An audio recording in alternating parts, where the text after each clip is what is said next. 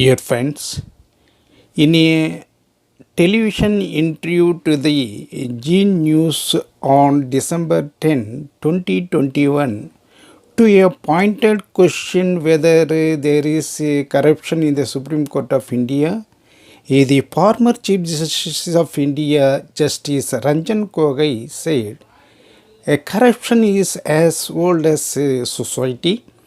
Corruption has become an acceptable way of life, and judges don't fall from heaven. This was the very statement in categorical terms uttered by none other than the former Chief Justice of India, Justice Ranjan Gogoi.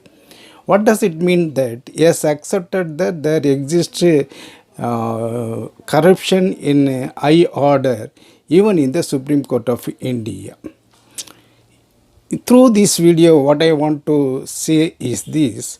The Supreme Court has refused to accept lawyer and activist prashant bhushan for one of his remarks in a 2009 interview to the electronic media, that he had made this statement, that is, out of 16 Supreme Court judges, 8 were connected with corruption and 6 were honest, and 2 others neither honest nor corruptive in nature.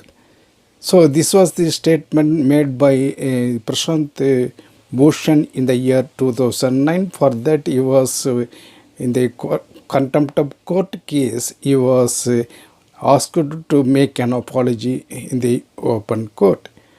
Though he was not willing, he admitted and he was given pardon.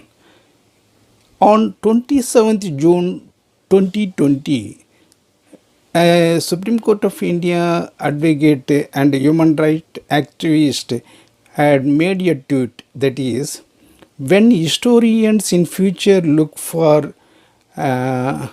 back at the last 6 years to see how democracy has been destroyed in India, even without a formal emergency, they will particularly mark the role of the Supreme Court in this destruction camp, more particularly in the last 4 Chief Justice of India's tenure. This was the very statement made by Prashant Bhushan in his tweet. For that, he was asked to seek apology, but he refused to seek apology. Finally, the court itself has ordered to pay a penalty of ₹1 and 3 months simple imprisonment, and defer from practicing lawyership in the courts for 3 years. This was a very grave payment. That is, ₹1 is not a big amount, but debarring him is from practicing as a lawyer for 3 years was a heavy and grievous punishment. The point here is that he was penalized for making some allegations which ought to be verified, and it must be in the public domain. Instead of investigating and verifying the matter, the Supreme Court of India made a contempt of court case and penalized him. What is disturbing is that rule is rule even for a fool. This is a saying in India.